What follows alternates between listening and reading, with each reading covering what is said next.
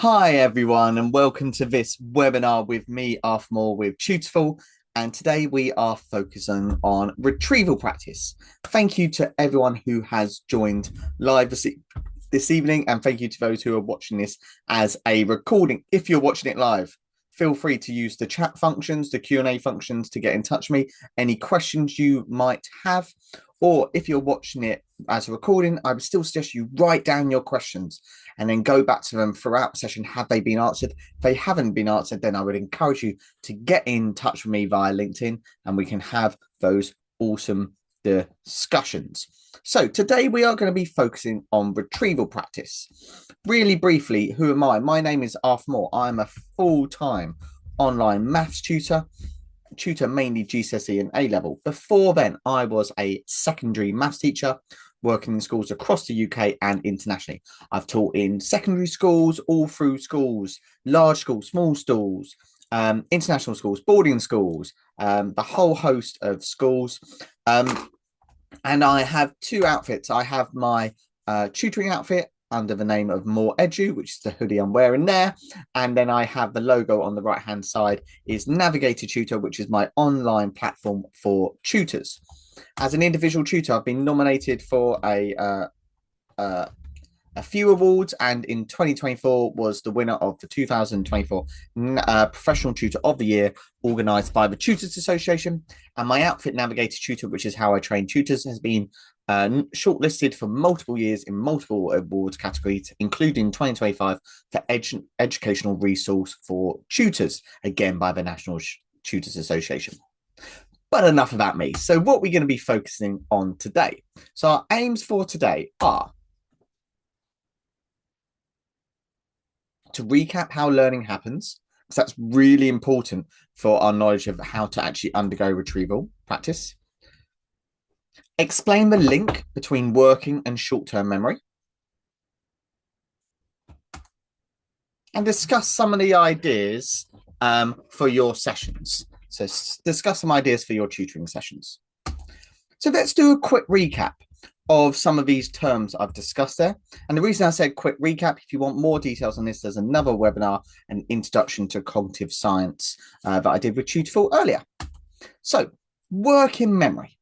Now, working memory is a really, really important aspect of everything we're doing. It's the thing we are currently thinking of right now. It is responsible for short-term information storage and the processing behind that.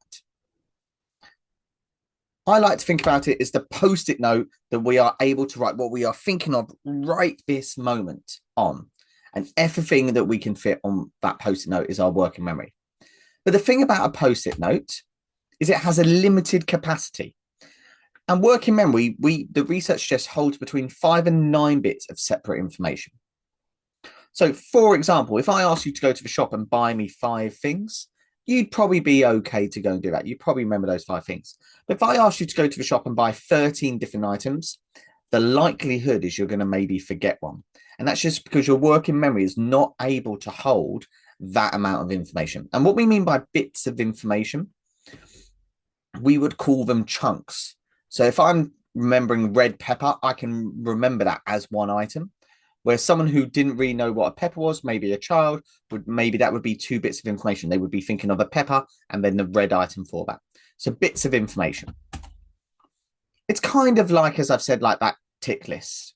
Like it's a very short list, 5 to 9 bits. Any more than that, then it becomes really difficult for us to use working memory. Now, the long-term memory is where we store information. And it has an absolutely huge capacity. I like to think about this as kind of like a wardrobe. So what you're wearing right now is your working memory. So stuff you have on right now, I can remember that. But if I go to my wardrobe, I've got all my different clothes from different areas. And think about the biggest wardrobe you have with everything you've ever remembered wearing. It's all in there. And we can take stuff out of long-term memory and we can put it on. So it's the thing we are thinking of right now. Or we can take it off our working memory and put it in the wardrobe. Now, learning takes place. We use this phrase learning when new information is transferred from our working memory to our long-term memory. That transfer of knowledge is what we refer to as learning. And I'm going to show an image in about a couple of slides going into a bit more detail about this. And what we need to think of this is just because a student is exposed to new material, so we are teaching them something new in our sessions, that does not mean it will be remembered. And just because something has been learnt does not mean it will go into our long-term memory. Let me talk about this in a bit more detail here. So this is quite a well-known image by Ollie Cav and used by Tom Sherrington, a model for learning process. So a quick recap, because we've gone over these in previous webinars. We've got our students' attention being focused on an aspect in their environment. And that's something we would do as the tutor. This is what we're going to be focused on. This is the question we're looking at. Look at this word, look at this poem, look at this image. That's where the student's attention is. And that's what their working memory is hopefully paying attention to. That's the things they're thinking of right now. Now, after we've moved on from working memory, that information can either be learned, i.e. gone into their long-term memory, or it can be forgotten. Now, if it's forgotten from the long-term memory, it has not been learnt. Learning only happens when there's a change in our long-term memory. And when something's in our long-term memory, it can stay there and it can be remembered and we can bring it back to our working memory. So in your long-term memory, your first car. Now I've said that, you've got an image in your brain at the moment of what your first car was. That's the working memory. It will then go back to your long-term memory and you can bring it back. Now, the only issue is there will be things in our long-term memory that were learnt and have gone to our long-term memory, but have been forgotten. So if I asked you for the postcode of your friend's house, you probably knew that at one point, but it's been forgotten. Or the postcode of your first or second place that you owned. You've probably forgotten that. It was there, but you haven't remembered it often enough. And what we're going to be focusing on today, we are going to be focusing on this bit here. We're going to be focusing on the remembering from the long-term memory to the working memory.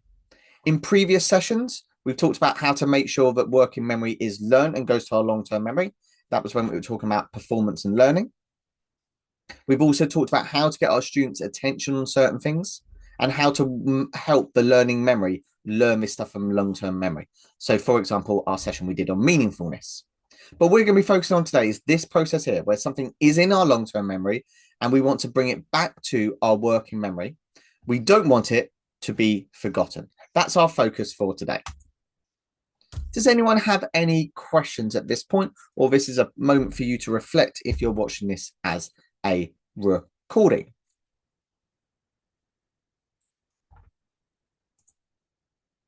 Okay, so as I said, the bit we can be focusing on today is that remembering stuff from our long-term memory and bringing it to our working memory. And this is what we call retrieval practice. We're practicing retrieving the information. Now, throughout this webinar, you'll hear me use the word retrieve. You might hear me use the word recall or remember. It's all kind of the same idea. We're trying to go into our long-term memory, our big wardrobe, and remember something. Again, if we've got that big wardrobe, because it's huge, and I ask you to find a certain pair of jeans, now if you know where your jeans are and that pair of jeans, you can find it very quickly. But if it's down the wrong cupboard, somewhere else, behind something else, underneath something, it might take you a while to find. You might never find it. It has been forgotten. And that's what I mean by retrieval practice. Learned information from the long-term memory to the short-term memory. Again, it's this process here we are focusing on today. Long-term back to our working memory.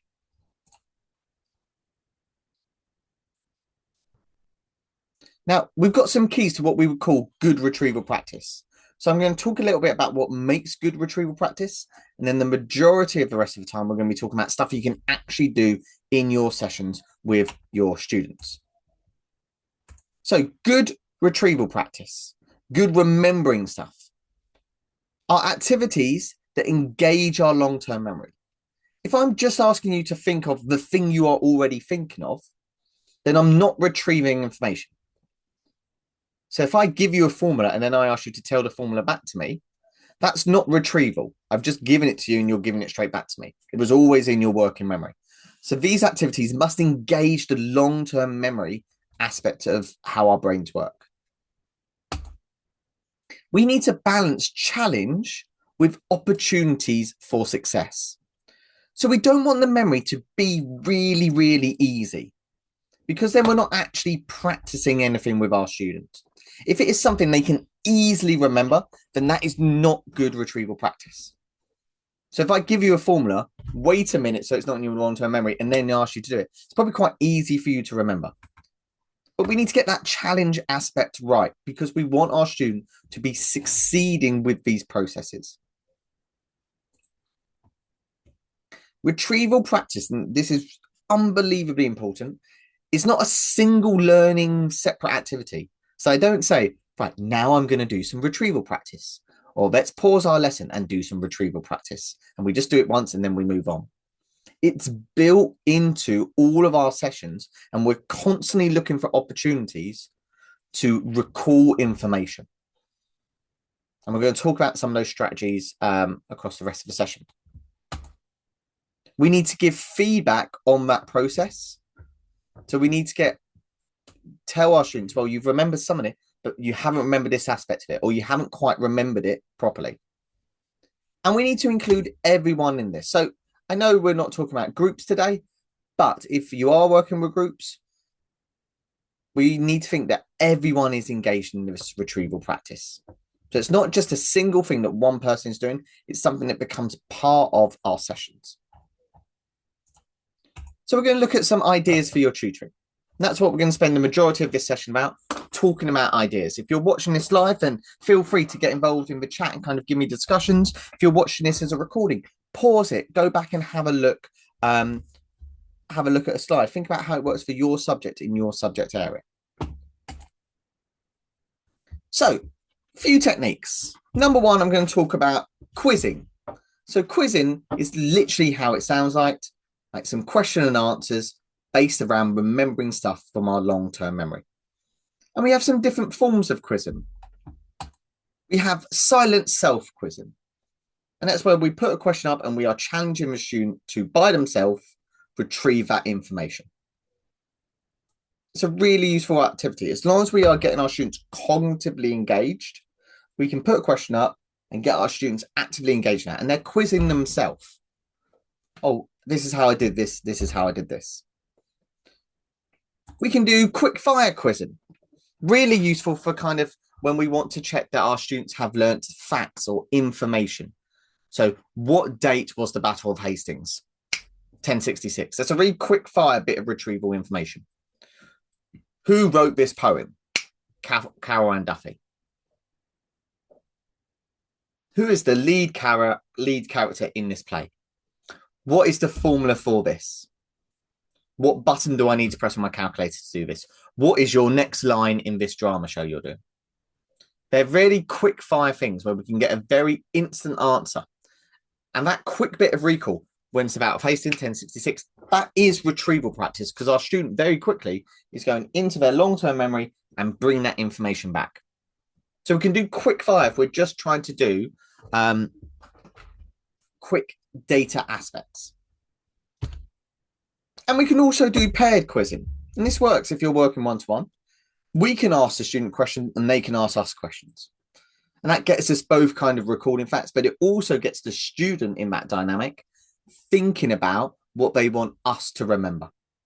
So if they're asking me when it's the Battle of Hastings, they need to also be remembering what the answer is so they can test me.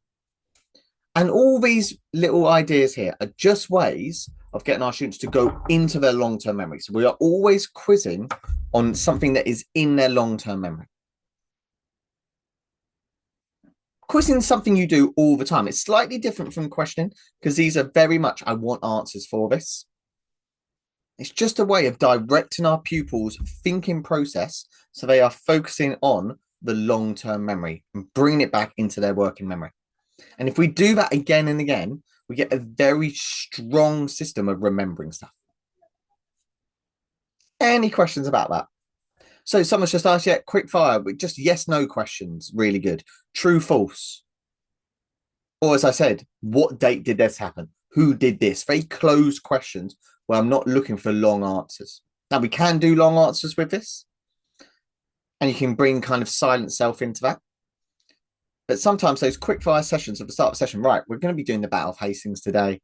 I'm just going to do some quick stuff to get their long-term memory engaged. When was the battle? Who was involved? Where was it? And then we can start going into our actual session with the details. Another idea is self-explanation. So self-explanation is a really nice thing you can do with your one-to-one students, is getting them to explain to themselves what they have done or why they have done something. And what that does is it challenges them to not just think about what is in their working memory. They have to go to their long-term memory to be able to actually explain what is going on. And we can do this, we can help our students do this by elaborative interrogation. Now, elaborative interrogation is a questioning technique.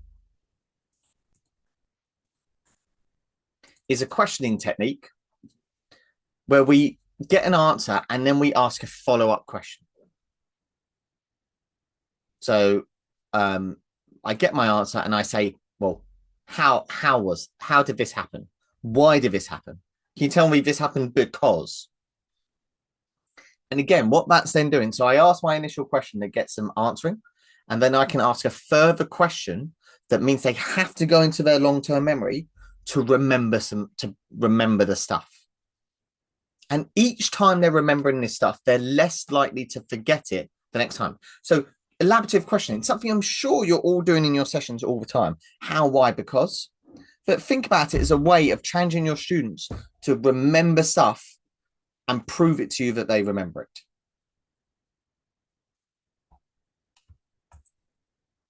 Tell me the story of. If you've got any questions, feel free. If I don't see any questions, I'll just keep going.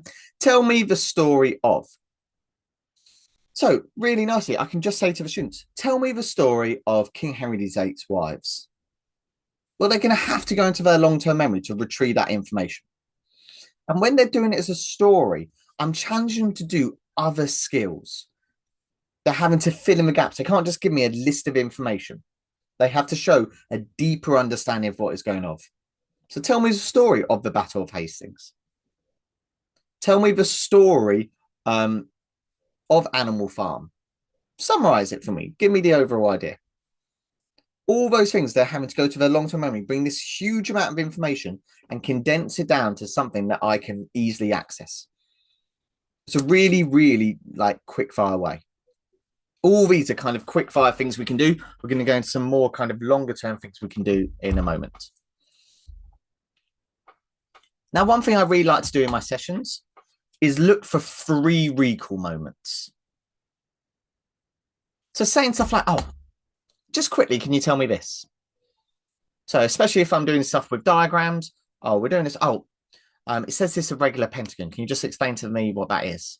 Now, I don't necessarily need to do that, but that's just a quick opportunity for what I call free recall. I'm not having to create that moment. It's naturally there and I use it. So if you were studying something in English and you're coming across doing a poem, you might just go, oh, very quickly, what does this word mean? Or just before we study this, can someone else remind me one of his other poems? Can someone else remember of one of her other plays? And just it's a really quick fire question linked to kind of that quizzing, but I see it as a free recall moment because that opportunity is there. So those bits that we've looked at there, we've just looked at quizzing. We've looked at self-explanation. We've looked at asking elaborative interrogation questions. Tell me the story of, as just a phrase we use in our tutoring, looking for free recall moments. They're all quick fire ideas that we can bring into our tutoring to have a real kind of quick impact on these recall moments. What I'm going to look at now is kind of 3 slightly longer methods that we can bring in to our tutoring that are a bit more structured.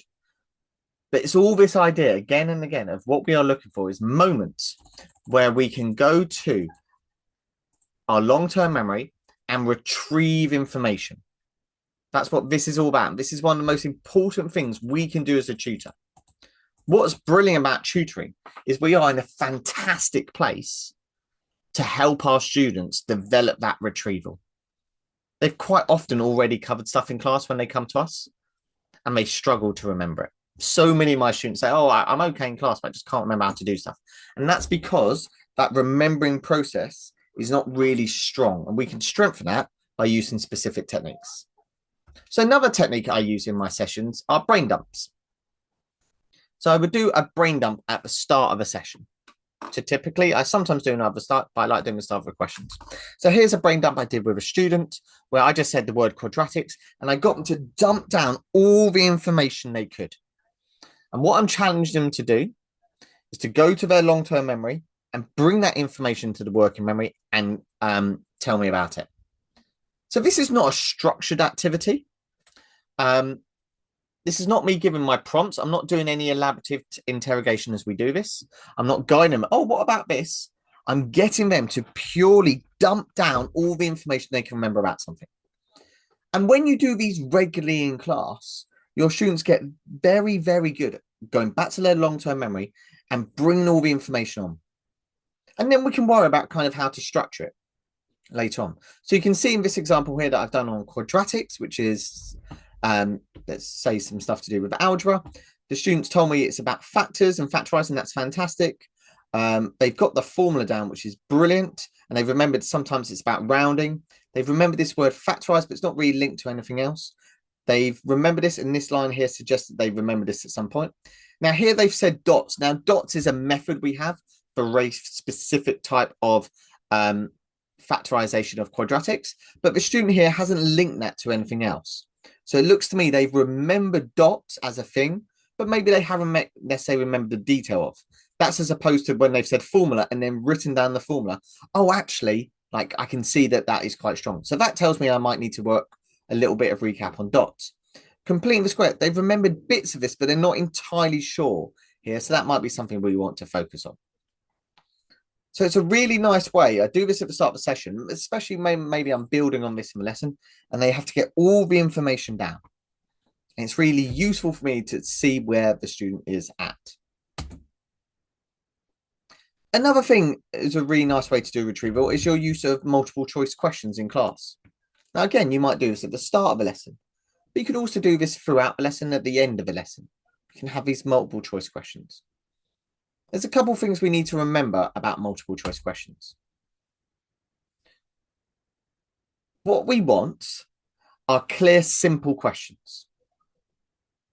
And we want to avoid the misunderstanding and guesswork element of this. And because of that, we offer 3 to 4 potential answers. We don't need to offer loads more, but we want to offer more than 2. And what we want to do is avoid it being a really obvious answer. So sometimes with multiple choice questions, it's fun to have like a silly answer or stuff like that. But what that does is it helps the student just eliminate that without any kind of processing going on in the background. So we want our answers to really challenge our student by avoiding the easy, funny answer, for example. And like that, we want to avoid these kind of none of the above or none of these apply, because that's a kind of an extra cop-out for the student when they're trying to remember stuff. And what we want with multiple choice questions is we want our students getting them right about 75% of the time. There's no exact number there, but about that. Are they getting 3 out of 4 right? Are they getting 4 out of 5 right? It feels about right. Because that tells me the student is being challenged, but I'm not demotivating them by them only getting 1 or 2 questions right. There's another little thing you can do with multiple choice questions to just help that retrieval stage. You ask the question, you pause, and then you give the potential answers. And that little pause there just gives your student extra time to kind of go into their long-term memory and come up with some answers that they think might be right before they actually try and link it to the answer. That's another free recall moment. Just by putting in a couple of seconds between saying the question and giving the multiple choice selection, I'm building an extra bit of retrieval there. Has anyone got any questions at this point? I'm just going to give people a moment to think about any questions they have, or if you're watching this as a recording, to write down any questions you have.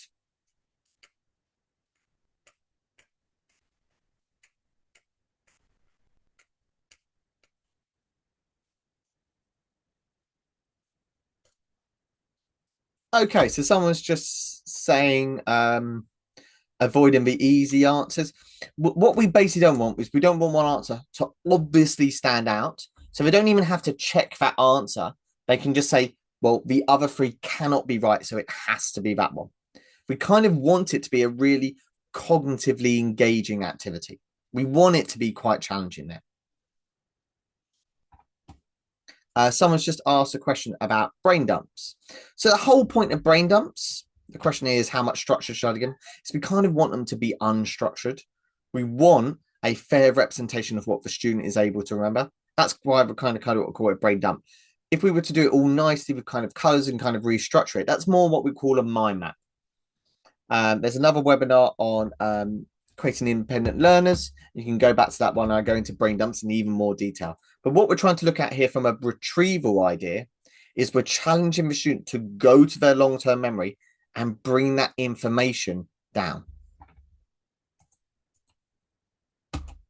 Okay, another method that we can build a lot more into our sessions are flashcards. Now, I absolutely love flashcards as kind of an idea. And there's just some example there. I'm sure you all know flashcards, but it's when we've got normally a question on one side and on the other side is an answer. Now, that's really, really useful for us to do when we're doing flashcards. But I'm going to step this up a way by talking about the litmus system of flashcards. So we've got flashcards. I'm just going to talk about how we can turbocharge the retrieval aspect of this by using what we call the litmus system. So the litmus system looks like this. And I'm going to go into this in more detail in a moment. But essentially, we break down our flashcards and we have 5 boxes.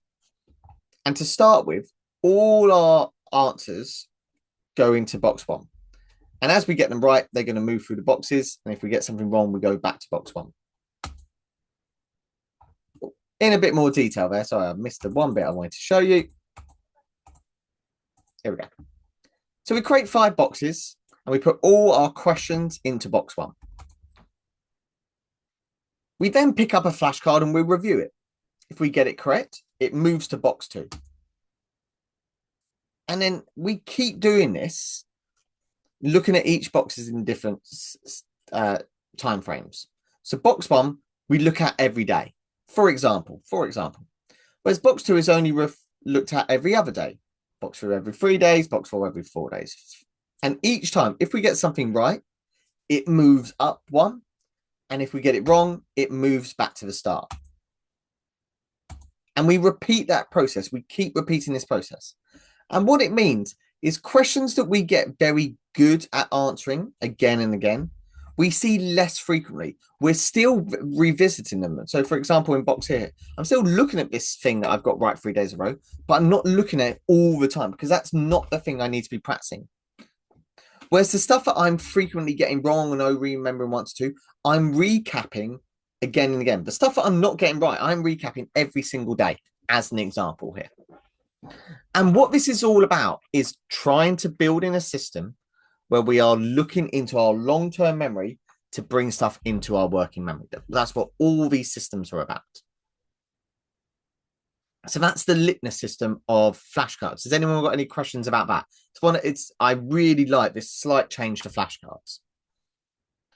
Yeah, so someone's just said on the chat, like a really nice thing to do with flashcards is to get, like, you can engage other people with their revision. So I often will engage like parents. I will explain the system to them and they can engage those systems. I would also model this. Someone's like, what happens if my student's a bit confused with this? I'd actually do this in my class. I'd very much be like, right, even if I can do it on a whiteboard and just be like, right, this is how this system would work. So I'd very much model it to them. And again, like anything, I wouldn't just model it once. I come back to it again and again. But it's this idea. It's just taking something that we are used to doing in our revision, for example, flashcards, and getting even more out of them from a retrieval perspective by doing something like this. Otherwise, if we just do flashcards and then just do the questions, it very much has become just remember this one thing. It becomes a very single moment. Whereas this is building in a system that makes sure we are constantly remembering the stuff we are struggling to remember. Get the students to speak out loud. So this is quite an interesting. So there was a study, researchers did a study where they got students to listen words. And they did it in 4 different ways. Some students read the words out loud. Some read it in silence. Some heard a recording of themselves reading the thing. And some heard them a recording of someone else reading it. And the findings were that the most effective thing was reading out loud. And secondly, was hearing a recording of yourself. Now, there was actually not a massive gap between those 2 things. So remembering something, there was not a massive gap by reading it out loud and hearing yourself reading it out loud as a recording. When they did a final exam, the students got about 3% different. They were the most effective things. Now, the 2 that were least effective was hearing someone else's voice speak them. And the one that was actually the lowest was reading in silence. And that was a big gap. The biggest gap was between reading the word out loud and reading in silence. That gap between those 2 things was roughly about 12% in this study. So I'm not putting too much emphasis on the numbers there, but the idea that if we read out something or we hear ourselves read out loud, we're actually more likely to remember it. And they think this is because of something called oral production. And oral production that was using 2 different elements. So something like a motor act, the act of speaking, and actually the sensory aspect of hearing something. And because there was that dual aspect of something happening, we were more likely to remember it. And this is why stuff like rehearsal is so effective. If you think about if you're trying to learn lines for a play, you don't just sit there and read them in silence, you say them out loud. Actors kind of record themselves and listen to themselves saying it, don't they? And that's because it's ticking more boxes in our brain and getting our brain to process stuff more effectively. And the thing we can take away from this as tutors is to consider how we can get our students to hear information to remember it as opposed to just reading it. So, for example, with the brain dump, I could get my student to write it down, or I could be the scribe for them and they have to say it out loud. And just that little change makes a really big difference. When they're doing flashcards, get them to read the answer out loud. When they're telling the story, that's an audio oracy activity where they are speaking out loud. They are speaking it. They're also hearing themselves say it. It's bringing extra beneficial from them just doing it in silence to themselves. Does anyone have any questions about that idea there? So the idea of getting students to speak out loud. I think it's one of those things that is really intuitive when you think about it. I always think about, like, if I need to remember something in the morning, if I really need to remember something, so I need to remember to pack my daughter's coat for nursery, I will say out loud the night before, Arthur, in the morning, don't forget to pack Bonnie's shoes. And by saying it out loud, I'm much more likely to remember it rather than if I just think it. If you don't believe me, try it. It's a really nice activity. Like, if you need to remember something from the morning, say it out loud. You're much more likely to remember it. How can this work for our tutoring? Really good question. It's not something that we just do straight away, get our students kind of comfortable talking stuff out loud in that way. It comes with practice, it comes with us modeling, but it also, like with something like this, I will explain to the students, maybe in not as much detail as we did there, but I will explain to them that the reason I'm getting them to talk me through a process, or I want them speaking out loud, is actually because the science shows that that kind of helps with the memory aspect of it. So I will talk my students through why we are doing something. So I may not go through all the details of the study, but I might say, like, they've done quite a lot of research, and they find out like reading stuff out loud or hearing it read out loud is much better than you just kind of reading it in your head in silence. You're just more likely to remember it. Think about kind of singing a song as the example I always use for my students. If you're trying to learn a song, you sing it out loud. It helps you remember it. It's very hard to remember a song by just sitting in silence reading the lyrics. You want to be singing it. It's much easier to remember. And again, the whole point of every activity we are doing here, the whole point of every activity we are doing here is we are trying to focus in on this bit here.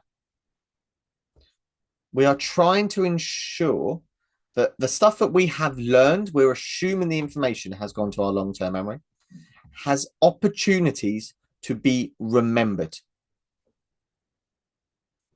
Now, if you go back to a previous webinar on performance and learning, you'll hear me talking about the Ebbinghaussen's forgetting curve.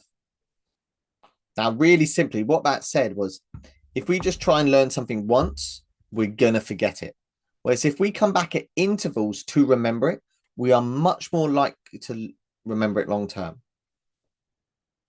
And this is a rule of thumb. Sometimes you want to remember something quite quickly, then maybe a week later, and then maybe kind of a month later. And that's where as tutors, we are in this brilliant position to give our students extra opportunities to remember stuff. Even saying questions like, right, you had your maths lesson today. What did you do in the maths lesson? Can you explain that to me out loud, what you did? Brilliant. The student is having to go to their long-term memory to bring stuff in, to process and explain it. But it also highlights for us as the tutor what gaps there are in this knowledge. What retrieval practice is all about is making stuff is remembered rather than forgotten. And the more we remember something, the more stable that knowledge becomes, the more flexible it becomes. We're able to use it in different scenarios because the process of remembering takes up less and less effort, and we can use that effort elsewhere. Now, my main thoughts when we're kind of doing anything to do with retrieval is just to remember that retrieval is not a singular thing. It's not a thing we do. It's something that we are constantly doing with our students in our sessions. And it's all about focusing on the recall. I use the word recall a lot more when I'm explaining it to students because it's that process of recalling the information. Someone's just asked a question like, how often do we need to do this stuff? So when we do something called distributed learning theory in another webinar, we'll look at some of these ideas in a bit more detail. But the main idea is not about this perfect idea, like you only wait 2 or 3, 4 days. But the thing is you remember something quite quickly, and then each time you remember it slightly later on. The absolute optimum is we remember something as we're about to forget it. That's what the science says. If I'm about to forget something and I remember it, I'm much more likely to remember it longer term. And this is something we build into our sessions from the start. So when we're trying to get our students to prepare for their exams, or when we're working in September, we start remembering stuff now. Because if we start remembering stuff now and recalling it, we're much more likely to remember it when it comes to the exact exam. And it comes back to that idea I spoke about of these 3 recall moments. Look out for opportunities in your sessions. Like, oh, can we quickly remember this? So it might be like, what if I was doing a session with my students and we're talking about poetry and my student compares it to another poem, I might say, oh, can you quickly explain what that poem was about? Just give me 30 seconds about what that poem about. That 3 recall moment, as I would see it, is getting the students memory engaged, and we are getting a free opportunity to do this thing, to do that remembering thing. And that's where this idea of retrieval comes in. Remember, it's all about bringing learned information. So this is not an activity. This is not an activity for stuff that we have not learned yet. That's not where retrieval comes in. It has to be learned information. And I think also the word practice is important here. This is not just an activity that we do and we perfectly nailed. We are constantly practicing this. And it's all because if we go back to this idea at the very start, The working memory is the area of brains for this short-term information, whereas long-term memory is where we store information. Is where we store information. Now we need to be able to bring that stored information to our working memory so we can use it. We can't use stuff that is in our long-term memory unless we bring it to our work. Sorry, we can't use stuff that is in our long-term memory unless we first bring it into our short-term working memory. So that's what this idea is all about here. And again, just to say here, my key ideas here is retrieval is not a single thing, and it's about the recall of knowledge. And it's just something for you to think about is how can we be engaging our long-term memory in a session? Now, quite often as tutors, we think about what is the student doing right now, and all focuses on the working memory, where we also need to think about what information are they recalling and how strong is that information that is being recalled. So that would be my final thing for today, is thinking about how can we engage long-term memory as much as we can our working memory. As always, if you have more questions, please come and find me on LinkedIn and we can have these further discussions, which I absolutely love having. You'll find me, or you can search in Arthur Tutor and I should come up on LinkedIn. I write certain ideas down there. I've got ideas about retrieval practice. So I do a lot more discussion around those ideas. But it's how we can build on those. If anyone's got any questions now, please let me know. Or if you're watching this as a recording, come and find me on LinkedIn and those discussions there. I'm going to stop the recording there. So thank you everyone watching the recording. And I'm going to hang around for everyone on the live to kind of ask any questions they may have.